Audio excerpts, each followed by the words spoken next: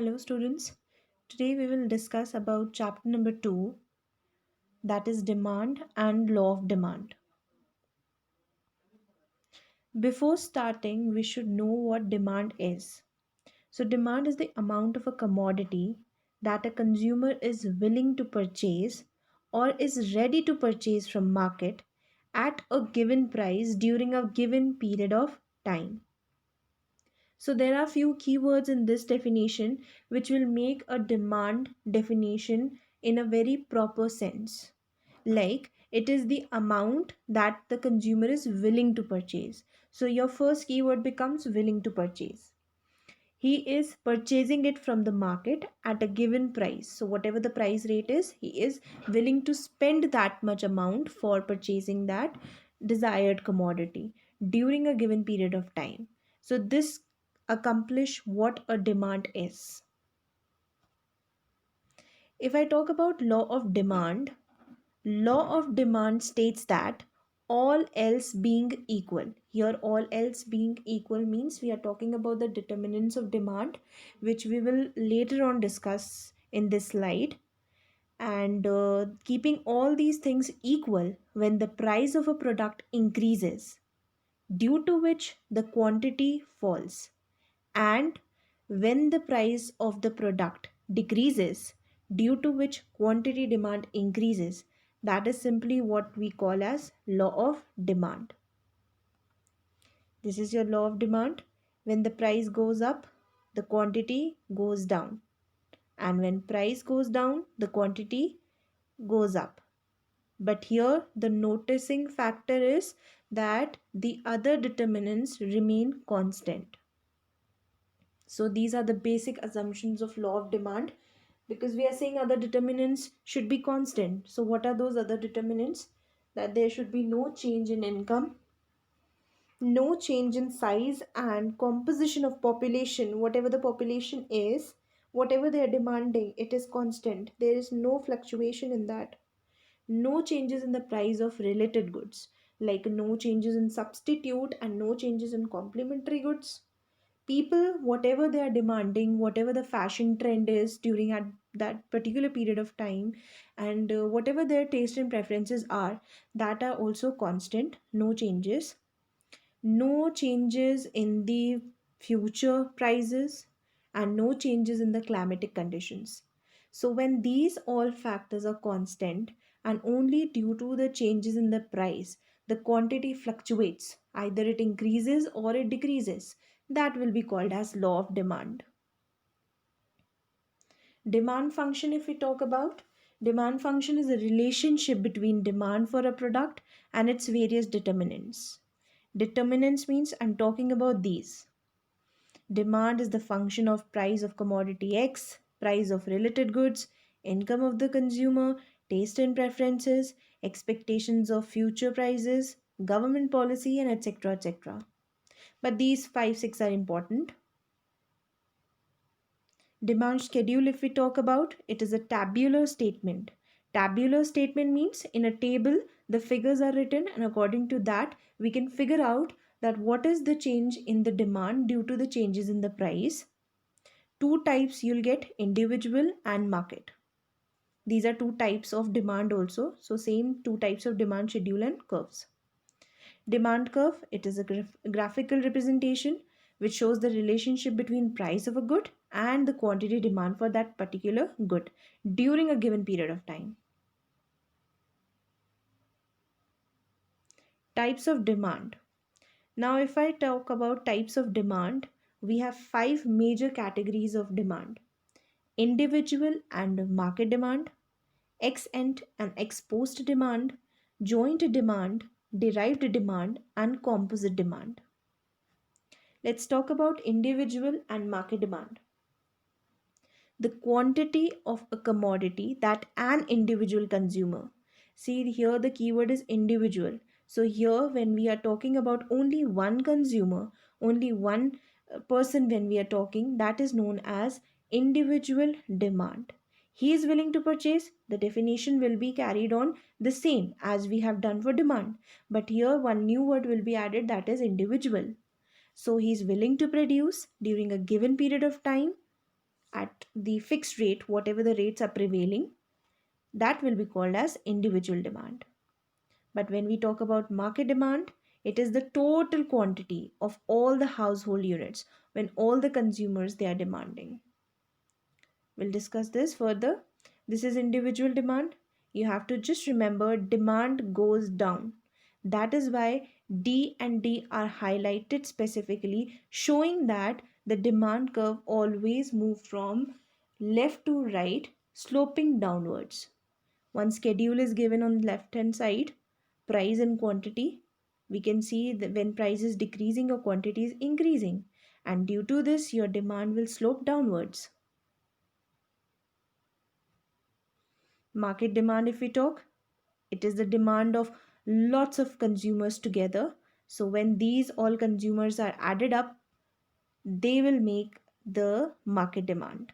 Like A's demand and B's demand, when it is added, then we'll get the final market demand, which can be represented like this. You can see that the curves which are given in the first two columns, you will find that those are very small, but the third one is a bigger one because it is a market demand. Now ex ante demand and ex post demand, if we talk, ex ante demand, it is the amount of goods that the consumer want or they are willing to buy during a particular period of time. Here it is specifying that the consumer is willing to buy. He wants that. There is no such word written here that he had already purchased or he is about to purchase, but here he is wanting that thing. He has the willingness to buy that thing.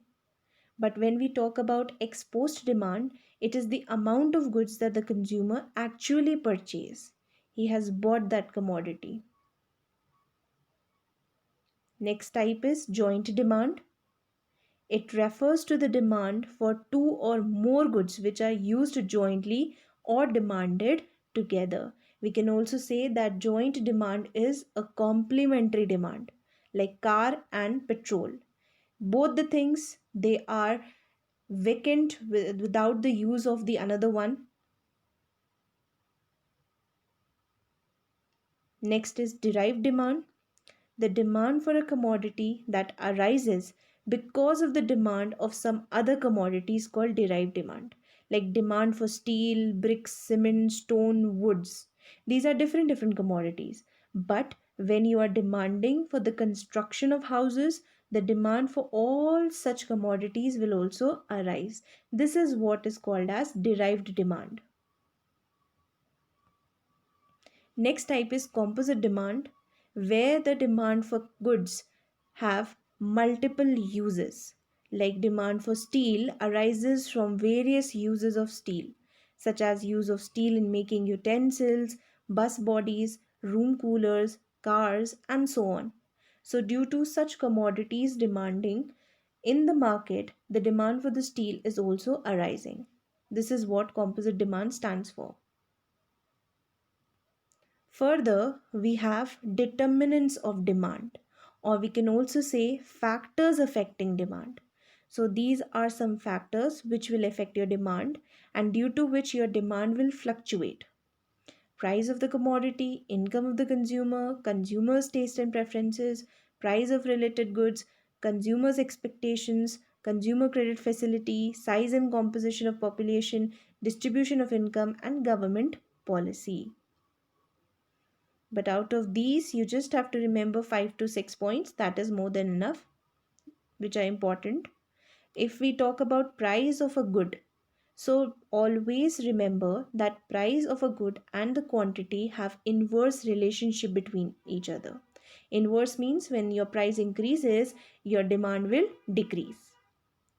Secondly, if we talk about consumers' income, so consumers' income have direct relationship with in normal goods and luxury goods.